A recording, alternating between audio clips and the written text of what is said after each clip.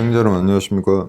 2월 27일 녹화하는 영쟁부터 2부 하도록 하겠습니다. 1부에서 이제 전환 간단하게 말씀드렸는데요. 2부에서는 좀 원론적인 문제를 좀 되짚어 보려고 합니다. 과연 이 전쟁이 언제 끝날까? 언제까지 지속될 건가? 그 다음에 전쟁이 끝나면은 그게 그냥 해결이 되는 문제인가? 그 다음에 이게 2차 대전 이후에 어떤 그 유엔을 통한 국제 질서, 이게 어떻게 지금까지 변천해왔고, 이 전쟁이 끝난 시점에 있어서 앞으로 세계의 판도는 어떻게 변할 것인가, 그걸 한번 이제 점쳐보도록 그렇게 하겠습니다. 지금 이제 1년이 지났는데요. 세계 군사 대국 2위의 나라 러시아가 우크라이나 하나를 갖다가 못 잡아먹어서 저 난리인데, 그렇다면 그러면 전쟁을 이기려면은 일단 병력이 있어야 되죠. 그래서 뭐 150만까지 지금 만들어 보겠다고 하는데 그거는 러시아 사정이고, 지금 현재 진행되고 있는, 그러니까 크리미나라든가 바흐무트라든가 볼레다르라든가 동부전선의 이제 3개 요충지, 여기에서 이제 물고 뜯는 공방전이 계속되고 있습니다. 그런데 이게 러시아가 이 전쟁을 이기려면은 지금 동부전선에 포커스를 맞추고 있는데, 예비병력을 적기에 동원을 할 수 있어야 되는데 과연 이 예비병력이 있는가, 그에 대해서 의문을 이제 제기하는 사람들이 많아지고 있습니다. 그래서 우크라이나 군사 당국에서는 이제 호기롭게 지난번에 31만 5천 명 정도가 예비병력으로 투입됐는데, 징병위에서 그 중에 사실은 90% 정도가 다 전투에 투입돼서 지금 거의 와해 상태에 와 있다, 이런 이제 분석을 제시했습니다. 뭐 우크라이나 측의 주장이니까 그걸 액면 그대로 이제 믿기는 좀 힘들죠. 그리고 또 한간에는 한 31만 정도가 동원이 됐는데, 그 중에 절반 또는 3분의 2만 사용이 됐고, 아직 나머지는 건재하다. 그래서 그 나머지는 1파가 전투에 투입된 그 시기 동안 제대로 좀 훈련을 받고 있기 때문에, 이 사람들은 만약에 공세 2파로 동원된다면은 상당한 전력이 될 거다, 이렇게 하면서, 물론 이제 우크라이나를 지지한 사람들임에도 불구하고 그렇게 조심스럽게 우크라이나가 조심해라 라고 하는 측면에서 그렇게 이제 분석하는 사람들도 있습니다. 지금 현재는 정확하게 알 길은 없으나, 전쟁이 이제 격화되고 있는 상황에서 우리가 우크라이나의 전과만 지금 보고 있지 않습니까? 그러니까 미국하고 영국의 첩보당국에서 이야기하는 거. 근데 우크라이나 자신은 자신들이 전투 역량이 지금 어느 정도 유지되고 있는가, 그 다음에 어느 정도 피해를 발생시키고 있는가 하는 데서 정확한 통계는 내고 있지 않습니다. 왜냐하면 그걸 다 내게 되면 그 자체가 우리가 얼마나 지금 전력에 고갈돼 가고 있는가 하는 걸 갖다 입증하는 거기 때문에, 러시아로서는 당장 프로파간다에 써먹을 수 있는 그런 호재가 되는 거죠. 그래서 이제 극구 자신들이 피해는 감추고 러시아가 받은 피해만 이제 이야기하는 그런 상황인데, 지금 1년이 지난 상황에서 보니까 자신들이 피해를 감추고 있는 거는 그건 뭐 알 길이 없습니다. 어느 정도인지 정확하게 알 길은 없으나, 러시아군이 당하고 있는 그 통계치는 그렇게 조작되거나 함부로 부풀린 건 아니다 라는 인식이 앞섭니다. 왜냐하면 그랬다가 영국이나 미국에서 이야기하는 그 각 정보기관이라든가 그 다음에 군사 리서치 이런 데서 하는 걸 갖다가 교차 검증을 해보면은 전구별로 또는 시기별로 약간의 차이는 있을지 모르나 러시아군이 당하고 있다는 거, 그거는 확실한 것 같다. 왜냐면은 러시아가 소위 말해서 친러시아 빠들, 러시아를 빠는 애들이 여전히 전력이 건재하다고 한다면은 1년 동안 그럼 너희는 뭐 했냐라는 이야기가 됩니다. 그럼 할 말이 없죠. 전력이 건재하다며 그럼 빨리 빼들지 뭐 하고 있냐고. 1년 동안 그 한 나라를 못 잡아가지고. 옛날에 냉전시대에는 러시아는 나토 회원국 전체와 맞붙어서 이길 수 있다는 전략을 짰었거든요. 그런데 지금 우크라이나 하나도 못 잡아먹어 전 야단이니, 전력이 살아있다면 그럼 더 말이 안 되는 거죠. 그럼 그 전력과 뭐 할래 이래 된 거죠. 지금까지 뭐 했냐라는 이야기입니다. 그래서 전력이 고갈돼 가는 건 사실이다. 그거는 맞습니다. 그래서 이제 간단히 보자면 2월 22일 날, 그때 2월 22일 날 23일 이제 격진이 벌어졌는데, 전차 8대 격파됐습니다. 러시아 전차. 2월 20일 날. 요 최근에 이제 고착화된 상태에 비하면 이거는 꽤 큰 규모의 전투라고 할 수 있죠. 그 다음에 더 큰 거는 이제 2월 23일인데, 러시아 전차가 16대 격파, 그러니까 장갑차가 24대, 그 다음에 드론이 3대, 아마 이렇게 부서졌습니다. 그래서 지금까지 조금 우크라이나군의 전과가 뜸했었는데, 요 최근에 2월 말경 들어가지고 이제 상당한 접전이 있었고, 거기에서도 우크라이나군이 상당한 전과를 내고 있다. 그래서 날이 갈수록 우크라이나 군대는 베테랑들이 늘어난다는 이야기입니다. 이미 전투 경험을 갖다 계속 축적해 왔다는 거죠. 그리고 이제 서방 선진국에 아주 그 첨예화된 그런 무기 체계들을 수입했고, 그 다음에 영국, 그다음 미국 뭐 이런 쪽에서 이제 고도의 군사 훈련을 받는 그런 정예병들이 계속해서 산출이 되어 나오고 있다라는 그런 어떤 프로세스는 계속 유지되어 왔기 때문에 아마 상당히 날이 갈수록 우크라이나군의 전력은 강화되는 것은 확실하다라고 이제 그렇게 봐도 무방할 것 같습니다. 근데 이제 바그너 그룹의 프리고진 이 사람이 약간 코미디한 기질이 있는데요. 얼마 전에는 이렇게 뭐 전투기를 타고 젤렌스키하고 한번 붙자, 공중전 독 파이팅을 한번 하자 이랬는데, 제가 알기로는 프리고진은 항공기 조종사 라이센스가 없습니다. 그러니까 그냥 뭐 해본 소리겠죠, 장난삼아.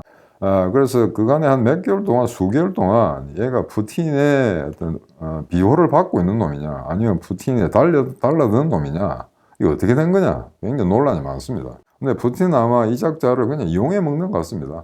예, 국방부 자신들이 갖고 있는 정규군이 좀 못할 때는 바그너그룹을 좀 축켜 세우고, 그 다음에 바그너그룹이 좀 찌질하게 잘 못할 때는 이제 정규군이 힘을 실어주는 그런 식의 이제 행보를 보이면서 이제 양 세력 간의 이제 밸런스를 추구하는 막 그런 아마 핵시행을 하고 있는 것 같은데, 푸틴으로서는. 그래서 최근에 이 프리고진이 다시 이제 뭐 쇼이구 국방장관이라든가 게라시모프라든가 이걸 정면으로 도욕하고 나섰습니다. 의도적으로 러시아 정규군이 자기들한테 탄약과 무기를 공유하지 않는다. 그래서 지금 전투를 계속 이어갈 수가 없다. 지금까지 정규군보다는 바그너그룹이 우리가 훨씬 더 전투를 잘했는데, 성과를 냈는데, 특히 바흐무트 같은 경우에. 근데 이런 무기를 안 주면 곤란하다, 이런 걸 갖다가 SNS에 띄우고 앉았거든요. 그래서 어찌 보면 촬영하기도 하고 한데, 막 여하간 이 바그너 그룹 중에 징집병이 아니고 수인들이라든가 죄수들이라든가 그런 이제 징벌 중대가 아닌 제대로 훈련된 그런 어떤 바그너 그룹 안의 정예병들은 뭐 나름대로 꽤 이제 강력한 전투를 구사하고 있는 거는 아마 숨길 수 없는 사실 같습니다. 특히 바흐무트 같은 경우는 크레민나 뭐 이런 쪽에서 개별적인 전투를 보면 바그너 그룹이 행동한 데는 약간의 이제 성과가 다른 일반 정규군이 한 것보다는 이제 좀 더 이렇게 확연히 드러나는 그런 성과를 낸 곳도 있습니다. 아니면 또 그 반대 경우도 있습니다. 무모하게 징집병들 앞에 내세워가지고 다량의 시체가 전쟁에 쌓이게 하는 그런 무도한 이제 작전을 쓰는 것도 이제 바그너 그룹입니다. 양 측면이 있는 것 같은데요. 그래서 이번에 연두교서 이야기하면서 가장 아마 방점을 줬던 거는 푸틴이 일단 핵 전력이 강합니다. 이것도 이제 블러핑이죠. 신형 ICBM을 갖다 연내에 이제 실전 배치를 하겠다. 그 다음에 초음속 미사일을 갖다 계속 생산해내고, 그 다음에 대량으로 공급하겠다. 그래서 이게 아마 맨 마지막에 제가 말씀드리겠습니다만은 재래식 병기로 안 될 경우에는 결국 러시아가 갖고 있는 그 많고 많은 핵무기를 쓸 수밖에 없지 않을까. 막 이런 우려가 예상되고 있는 와중에 푸틴 일이냐고 했다는 거. 근데 이제 푸틴이 사실 이번에 연도 교수도 그렇고, 그 다음에 축구장에서 사람들 모아놓고 이야기할 때도 그렇고, 딱히 내세울 전과가 없었습니다. 어느 도시를 수복했다든지, 바흐무트를 따냈다든지, 그냥 공색하니까, 그걸 메꾸기 위해서 뭐 이래저래 이야기를 계속 하는 거죠. 핵 전력을 강화하겠다, 병력을 갖다 더 동원하겠다, 이런 이야기를 쭉 했습니다. 이게 얼마나 오래 갈지는 모르겠는데, 근데 지금 이제 러시아군이 뭐 여러 가지 삽질한 거는 뭐 더 이상 강조를 안 해도 될 것 같습니다만, 이제 개인적으로 이제 봤을 때 러시아군이 굉장히 좀 이상하다고 느끼는 거는 이 사이버전 같은 경우에 러시아가 상당히 카팅 엣지가 있다, 대단한 이제 능력이 뛰어나다라고 서방 국가들, 특히 나토국에서 나토 회원 국가들이 그렇게 분석을 하고 있는데, 이번에 보면 사이버전 같은 경우에 전혀 힘을 발휘하고 있지 못하거든요. 2014년에 크림 반도를 병합할 때는 아예 우크라이나 어떤 통신 시설이라든가 그런 것도 완전히 무력화시키고 난 다음에 군사적으로 제압을 했거든요. 근데 이번에는 그게 전혀 통하지 않았다. 그럼 우크라이나의 어떤 그런 그 엔티-제밍, 이런 기술이 러시아보다 뛰어나다는 것이냐, 의문이 가는 거죠. 그래서 이거는 아마 2014년 이후에 미국이 계속해서 도와준 게 아닌가. 그 다음에 이번에 이제 전자전, 사이버전, 전파전, 전파 교란 행위 같은 거죠. 그런 거에 있어서 아마도 미국이 철저하게 뒤에서 받쳐준 게 아닌가. 그렇지 않고서야 우크라이나 자체에 갖고 있는 기술만으로 러시아를 상대할 수 있었겠느냐. 그래서 이번에 사이버전에 있어서는 러시아가 완전히 실패로 끝났다는 게 대부분의 분석입니다. 그래서 지금 이건 좀 이해가 안 가죠. 그 다음에 드론 같은 경우에도 마찬가지인데, 2008년에 그 조지아하고 전쟁을 할 때, 그때 조지아가 이스라엘에서 헤론이라는 이제 드론기를 갖다가 다량으로 입수해가지고 상당히 러시아군을 괴롭혔습니다. 그래서 2008년에 조지아전의 경험에 따라서 러시아군이 그때부터 드론 부대를 이제 상당히 보강을 했거든요. 근데 이번에도 보니까 그렇게 준비를 한 데 비하면은 러시아군이 그렇게 드론 가지고 재미를 못 봤거든요.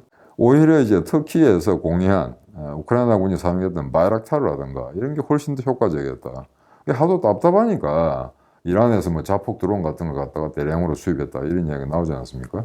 그래서 이 드론이라든가 그다음에 소위 말해서 21세기에 우리가 흔히 이야기하는 이 최첨단 병기들 이거를 구사하는 이 러시아군의 능력이라는 게 조금 과거보다 훨씬 더 떨어진 게 아닌가.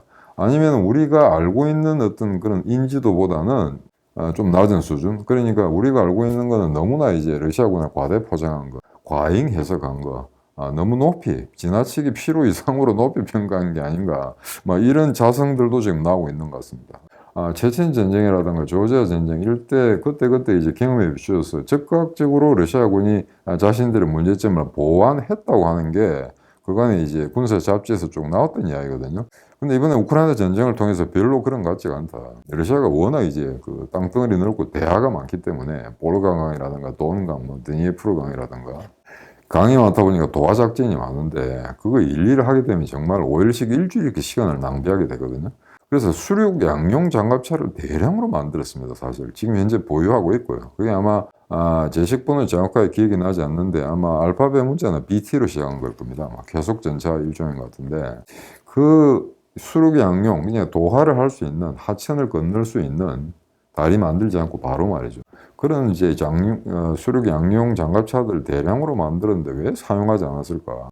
그래서 지난 봄에 도네츠강 같은 걸 갖다가 건드려 하다가 뭐 수십 대 전차들이 그냥 몰살당하는 한 곳에서 그런 어떤 어처구니 없는 일이 발생했는데 이게 과연 이걸 보더라도 러시아군이 학습 효과가 제대로 있는 건지 그게 좀 의문시되는 그런 상황입니다. 그래서 이게 우리가 너무 러시아를 이제 너무 높게 평가한 게 아닌가. 실질적인 전력보다는 그런 측면이 좀 없지 않아 있고 그 다음에 이제 하이마스가 와가지고 사실상 게임 체인저 같은 역할을 했었는데 이걸 그냥 둘 수는 없으니까 자기들도 뭐 프로파간다인지는 모르겠으나 지금까지 하이마스를 30대 30기 정도를 격파시켰다라고 주장을 하죠. 그런데 우크라이나 미국의 주장은 지금 현재 전쟁의 토탈 20기 밖에 없는데 단 한 대도 파괴되지 않았다라는 겁니다. 그래서 이게 전부 프로파간다냐. 근데 그게 아닐 수도 있다는 겁니다. 최근에는 재미난 거는 옆나라 체코에서 하이마스하고 똑같이 생긴 그 다인장 로켓 그 차량 있지 않습니까? 그걸 갖다가 이제 그 모조품으로 만든 게 있답니다. 풍선같이. 튜브를 만들어가지고 후 불면 이렇게 커지는 거죠. 그래서 이게 사이즈가 똑같고 채색도 다 똑같습니다. 똑같이 만들어가지고 원격에서 볼 때 드론의 카메라를 봤을 때는 분명히 그게 하이마스처럼 보이는 거 그거를 아마 격파시킨 것 같다. 그래서 그게 이제 못 믿으니까 최근에 체코에서 아예 공개를 했습니다. 그 영어로 한 남이라는 건데요. 엉터리 하이마스. 그걸 어떻게 만드느냐는 거. 그래서 그 제조 공정까지 유튜브에 공개하는 그 인터넷에 이제 소개하는 뭐 그런 것도 있습니다. 그래서 만약에 30기를 다 두드려 폈다는 거, 박살 냈다는 게 러시아 측의 주장이 맞다면은 그거는 실제 하이마스가 아니고 아마 저렇게 엉터리로 만든 하이마스일 거다라고 주장하는 사람들이 있습니다. 자, 그럼 이제 우크라이나가 어떻게 이겨야 되는가? 간단히 말씀드리면은 무기 공유가 중단된다면 전쟁이 집니다. 그건 뭐 확실합니다. 무기 없이 싸울 수는 없으니까. 그 다음에 일단 병참 조건이라든가 나라의 경제력 규모로 봐서 우크라이나가 러시아와 대등하게 경쟁을 할 수가 없기 때문에 서구의 지원이 끊어지면 그건 전쟁 이길 수가 없습니다. 그런데 만약에 지금처럼 전투기라든가 그다음에 전차라든가 장거리 미사일이라든가 이게 적기에만 공유될 수만 있다면은 우크라이나가 반드시 이깁니다. 그건 여러분들 걱정 안 하셔도 좋습니다. 그리고 좀 더 미국이 체계적으로 과감하게 무기 공유를 서두른다면은 2023년 내에 전쟁을 승리로 이끌 수도 있습니다.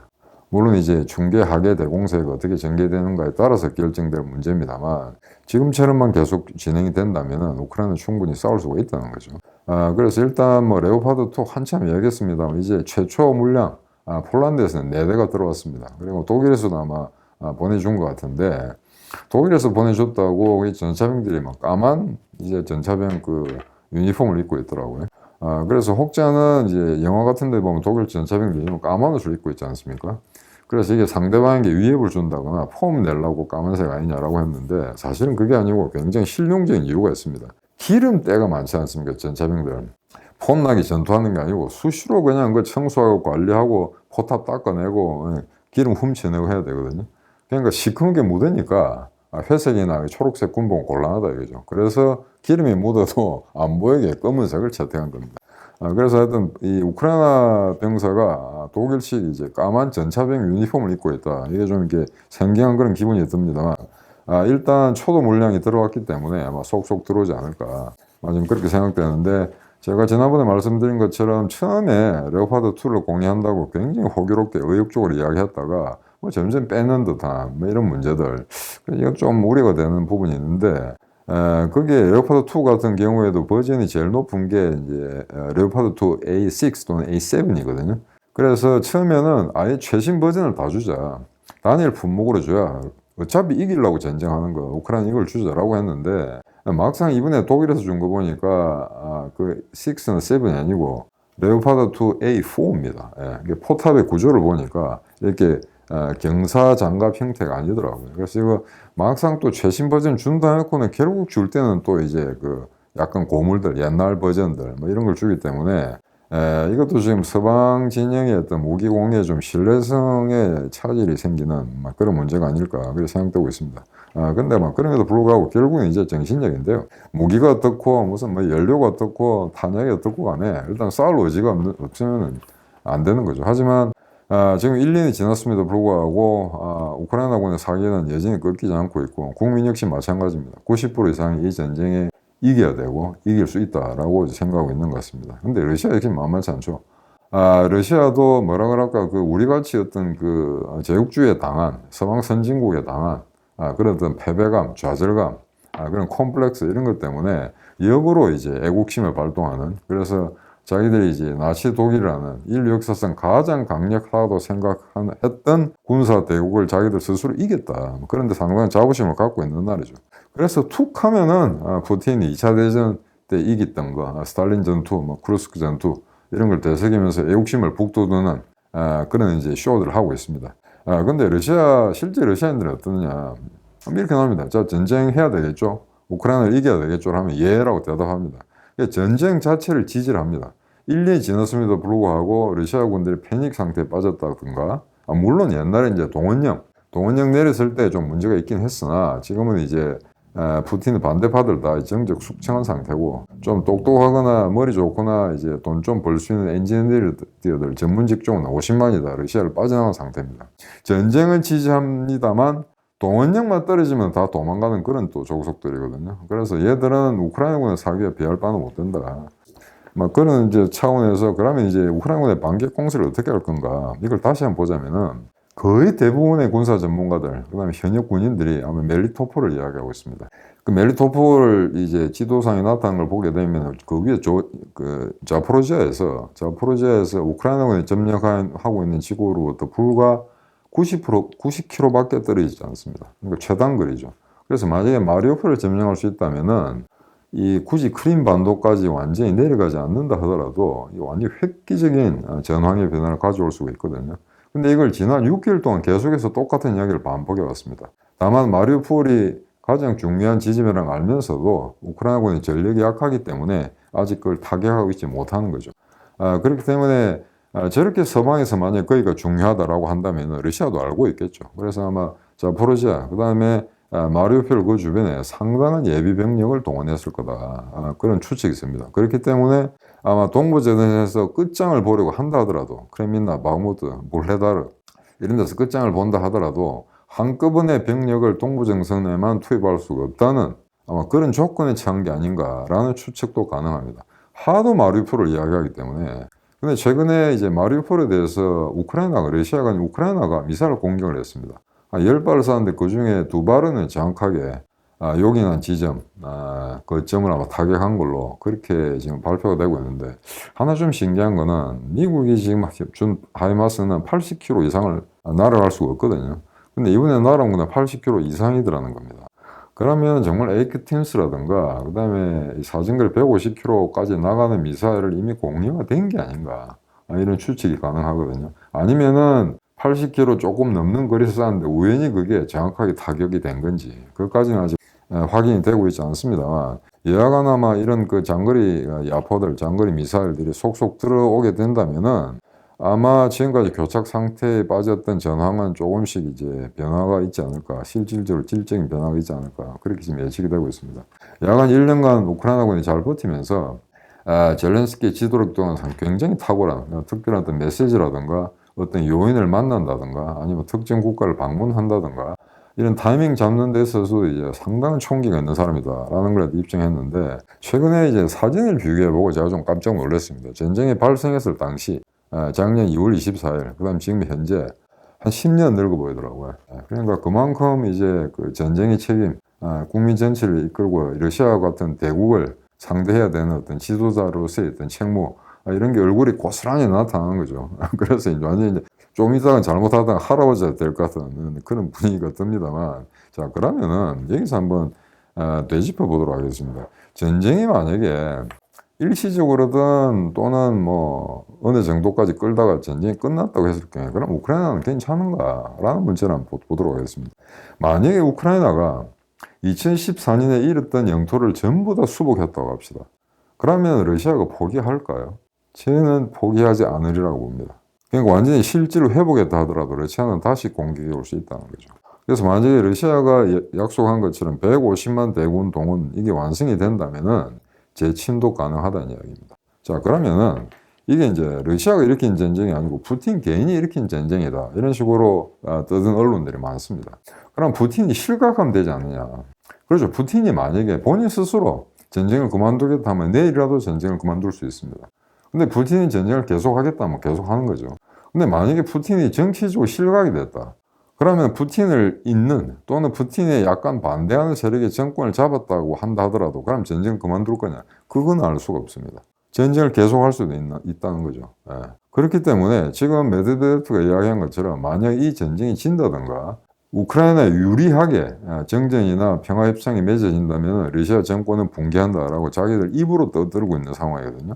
그렇기 때문에 이게 여기서 만약에 우리가 바라는 대로 실주 회복을 완전히 완수하고 완전히 다 회복하고 그 다음에 푸틴 정권이 무너지는 거, 그걸 갖다가 지금 그 예상된 시나리오를 갖다 실천시키기 위해서는 2023년 올해 안에 대승을 거둬야 됩니다. 그러니까 충계가 됐든 하계가 됐든 대규모 공생 때 우크라이나가 러시아를 압도적으로, 전술적이 아니고 전략적으로 패퇴시킬 수 있는 대회전에서 승리를 거둬야 됩니다. 그러고 나서 그렇게 되면 2024년 내년에 러시아 대선이죠. 그러면 그때의 선거로서 투표를 통해서 실각할 겁니다. 그렇게 되면은 설사 나중에 푸틴 이후에 정권이 들어선다 하더라도 푸틴과 똑같은 수위로 똑같은 형태로 전쟁을 계속하지는 못할 겁니다. 그게 우크라이나와 서방이 기대하는 최대치인데 과연 그게 될 거냐 하는 문제죠. 그래서 지금의 러시아의 허접한 상태, 저런 민도 수준을 봐서는 다음 대선에 푸틴이 또 집권할 가능성이 매우 높습니다. 그렇게 되면 이 전쟁은 끝도 없이 나가는 거죠. 그래서 최소한 올해 안에 전쟁이 끝날 가능성은 제로입니다. 그러니까 전쟁 자꾸 평화협상 이런 거 들미기는 먹물들 그 이야기 듣지 마십시오. 최소한 아무리 빨라도 올해 안에 끝나지 않습니다. 근데 만약에 푸틴이 실각하더라도 전쟁을 계속할지 모른다. 푸틴이 집권한 상태에서 우크라이나가 잃었던 실질을 완전히 회복한다 하더라도 전쟁은 계속될지 모른다는 이야기가 나오고 있습니다. 자, 그렇게 되면은 2년, 3년, 심지어 5년 내지 10년까지도 갈 수 있다고 보는 사람들이 있거든요. 2차 대전 횟수로 7년을 끌었습니다. 실질적으로 6년. 한국 전쟁 만 3년입니다만 횟수로 또 4년을 끌었습니다. 그렇기 때문에 월남전 마찬가지고요. 아프가니스탄 마찬가지입니다. 어떤 전쟁이 대규모 전쟁이 발생했을 때 그게 1, 2년새에 끝나는 경우는 극히 예외적인 경우에 해당합니다. 그래서 아마 이게 푸틴이 제거된다고 해서 러시아가 전쟁을 그만둘 거다 하는 시나리오는 성립하지 않는다는 거죠. 자, 그러면은 우크라이나가 승리했다고 합시다. 우리가 원하는 대로 승리했다고 했을 경우에 그 다음에 세계 질서는 어떻게 변할 것인가, 이걸 한번 봐야 될 것 같은데요. 이게 이제 결론부터 간단히 말씀드리면 지금까지는 2차 대전 이후에 나치 독일과 일본과 이탈리아가 붕괴되고 나서 미국 중심의 새로운 어떤 국제 질서가 성립이 되는 거죠. 물론 거기에 소련이나 중공 같은 공산주의 국가가 들어서면서 새로운 냉전 체제를 이제 구축하게 됩니다. 하지만 유엔을 만들 그 시점에 보게 된다면은 소위 말해서 집단 안전 보장 체제라는 게 인류 역사상 처음으로 등장하게 됩니다. 2차 대전 이후에. 그 이제 유엔의 성립으로 이제 대변되는 거죠. 그때는 어떤 시기였냐면은, 야, 그래도 그 강무도한 나치 독일을 서방 선진국들이 공산주의와 손잡고 밀어냈다. 그때까지만 하더라도 스탈린, 소련식 공산주의보다는 히틀러의 나치 독일이 인류 사회에 더 위협적이라고 판단했던 거죠. 그래서 전쟁을 했던 겁니다. 자, 그래서 전쟁을 이기고 나니까 역시 우리가 정의였다라는 그런 자부심을 갖게 되는 거죠. 정의는 이긴다. 역시 정의가 힘이다라고 이야기했던 겁니다. 그런데 그 이후에 유엔이라는 게 얼마나 무력한가라는 게 이제 세월이 지나면서 알게 됐던 거죠. 특히 이번에 유엔 상임이사국, 핵을 가진 상임이사국의 한 나라가 직접 전쟁을 일으켰을 경우에는 이놈의 회원국들이 200개가 됐든 300개가 됐든 아무것도 할 수가 없다는 그런 무력감을 이번에 반영했거든요. 그 다음에 특히 요 최근에 인류가 진보한다는 그런 명제가 맞다면 전 세계 권위주의 국가들은 다 사라지고 모든 국가가 약간의 수준차는 있겠습니다만 민주주의화 돼야 되는데 전혀 그렇지 않다는 거죠, 지금은. 지금 보게 되면은 이제 중국이라든가 러시아, 이란, 북한 이런 거 말할 나위 없습니다만 대부분의 권위주의적 속성을 갖고 있는 국가들이 대통령 총기 임기를 늘리면서 독재를 계속 연장해 나가는 겁니다. 그래서 베네수엘라, 이집트 같은 경우에도 원래 4년제인데 6년제로 대통령 임기를 늘리거든요. 지금 중국 한번 보십시오. 시진핑 3년임 하지 않습니까? 뭐 푸틴 같은 건 말할 나위 없죠. 북괴도 원래 아마 4년인데 6년으로 늘려가지고 지금 12년째 하고 있는 그런 상태입니다. 물론 그 이전에 21세기 들어서자마자 그때 대통령 임기는 그 계산하지 않은 상태에서 제가 말씀드리는 거거든요. 그래서 민주주의적 이상이라든가 그런 실천은 점점점 후퇴하고 거의 애매한 국가들이 사실상 군사 독재 국가라든가 그 다음에 새로운 파시즘의 형태, 새로운 권위주의적 형태 그런 식으로 좀 변모해 나간다. 그래서 민주주의한테 과연 미래가 있는가 이런 데 의문이 실질적으로 제기됐던 게 이번 우크라이나 러시아 전쟁의 시기에 문제가 아닌가 그렇게 생각하고 있습니다. 그래서 결국 한국 같은 경우에도 그 당시에는 1950년에는 유엔의 깃발 아래 16개국이 이제 군대를 보내서 한국을 구해냈습니다. 그래서 그때만 하더라도 사람들이 정의가 힘이다라고 생각했었겠죠. 근데 지금 와서 한번 보자 이겁니다. 자, 우리를 실제로 누가 지켜줄 것인가? 한국을 잃었을 경우에 동북아의 전략적 위상을 제대로 확보하지 못하는 미국이 자칫 잘못하다가는 여기서 전략적 주도권을 완전히 상실할 수도 있기 때문에 한국을 철저히 보호해야 된다라는 입장에서 주한미군을 두고 있고, 그 다음에 일본과 결합해서 여하간 중국과 러시아 이런 권위주의 국가들의 어떤 그 남진 형태, 태평양으로 진입하는 걸 갖다가 막기 위해서 지금의 방어 체제를 구사하고 있다라는 건 이제 굳이 제가 설명을 안 드려도 잘 아는 이야기입니다. 그런데 그게 과연 정의라는 그런 원칙에서 세워진 전략인가? 아니다 이거죠. 결국 힘의 논리라는 겁니다. 그래서 유엔이 창설됐을 때는 전순국가라든가 그 다음에 식민지 지배로 또 해방당한 대부분의 개도국들이 정의는 힘이다라고 일말에 그런 생각을 가졌는지 모릅니다. 그런데 그로부터 수십 년이 지난 다음에 2차 대전이 끝나고 지금 80년이 다 돼가지고 자 그렇다 보니까 어떻게 되겠습니까? 아니다. 정의가 힘이 아니고 힘이 정의다라는 이런 이야기가 나오게 된 거죠. 굉장히 자주 섞인 그런 발언이 될 수밖에 없는데 자 그러면은 힘이 정의다라는 이런 새로운 관념을 우리가 만약에 가지게 됐을 경우에 싫으나 좋으나 그게 맞을 거야. 정의는 힘이 아니야. 힘이 정의다라는 게 됐을 경우에 그럼 이제 핵무기를 가진 인류가 공면할 수 있는 이런 핵의 시대도 결국에는 지금 질적으로 바뀐 게 아닌가. 그러니까 제 핵의 시대를 갖다 세 가지로 나눴을 경우에 제1시대가 2차 대전 끝나고 난 다음에 1991년 소련이 망할 때까지입니다. 그때는 이제 냉전 시기죠. 서로 핵 가지고 네가 만약에 쓰면 나도 쓸 거야 라고 이제 블라핑을 한 거죠. 계속해서. 하지만 아무도 쓰지 않았습니다. 자, 그런데 제2의 시대. 두 번째 시대는 1991년 소련이 망한 시점부터 2022년 우크라이나 전쟁이 발생하는 그 시점까지입니다. 이 시점에는 소련방 해체 이후에 어떤 지금까지 어떤 그 21세기가 되겠는데요. 자, 이 시기에는 어떻게 하느냐. 아마도 2차 대전과 같은 그런 대규모 전쟁은 발생하지 않을 거다. 그 다음에 오히려 이 시기에는 핵을 가진 강대국들끼리 싸울 이유는 없어졌다. 러시아도 찌그러졌고 그 다음에 중국 같은 경우에도 오로지 경제성장, 근대화 계획에 매진하고 있기 때문에 핵을 가지고 또는 재래식 무기를 가지고 미국과 대결하겠다라는 어리석은 생각은 안 할 거다라고 생각했던 거죠. 그게 앞서 이야기한 평화의 배당이라는 문제입니다. 그런데 이게 지금 이번 전쟁을 통해서 무너지기 시작했다는 거죠. 요 얼마 전까지는 그냥 소련이 망하고 난 다음에는 핵이라는 거는 북한이라든가 그 다음에 중동의 아주 불량 국가라든가 테러리스트라든가 이런 애들이 쓰는 걸로 생각했었는데, 이거 가만히 보니까 자칫 잘못하다가는 정말로 핵을 가진 러시아가 자신들의 재래식 무기로는 도저히 우크라이나를 이길 수 없다고 했을 경우에 결국엔 핵을 쓸 수밖에 없지 않겠는가 하는 게 이제 최대 우려로 나오고 있거든요. 그래서 이 핵의 제3의 시대, 2022년 바로 작년입니다. 러시아가 우크라이나를 침공하고 나서부터 새로운 이제 시대로 접어들게 되는 거죠. 근데 이 시대가 어떻게 변할지, 어떤 식으로 결착될지는 아무도 모릅니다.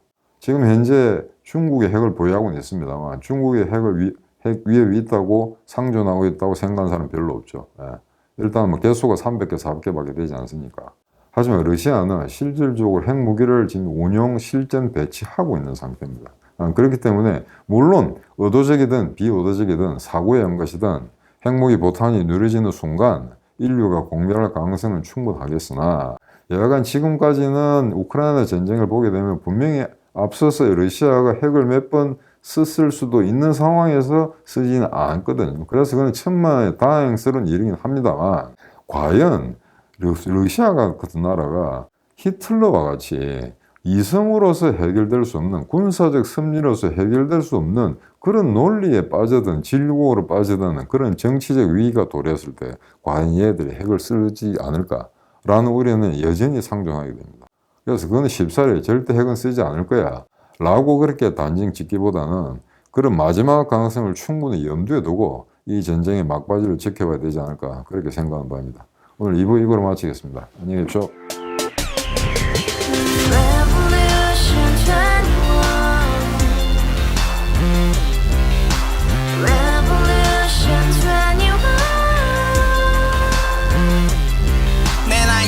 월세 30 코인빚만 300 서울에 온 지 벌써 10년 아둥바둥 버텼지만 여전히 난 반지 하에 제왕 곰팡이 연문제약 내비랑 깡통망통 완전히 폭망 90원 창문만큼 작아진 내 꿈 연애 결혼 내 집 모든 게 헛꿈 1년 전 떠난 여친 울며 말했지 같이 써봤자 평생 가본 게 꼭꼭꼭하지 가바후스 700 나도 소유주 가바후스 700 나의 소주 택시기사 우라부지 마트캐셔 울어무니 우리 집안 다 털어봤자 후줄 그래 개선민 내 미래 거기서 팍 끝난 거지 팍 더 이상 노력 따윈 괴물이 스펙 찾아서 말리 비오는 날 알바 잘려 맨날 학원 날 개쳐 발려 밤비 내리는 양화대교 홀로 걷고 있을 때 현수막에 아로 새겨진 평당 700짜리 아파트 다같이 소리 질러 혁명 21 가바후스 700 나도 소유주 가바후스 700 나의 소주 live together in the house, brand new day, and your dream had just begun. Revolution 21, only open happiness. 너의 곁에 내가 영원히 함께. 지금까지 정치인들 입만 열면 찝찝찝 개소리 멍멍멍 쳤다 하면 뻥 잘난 부모 만나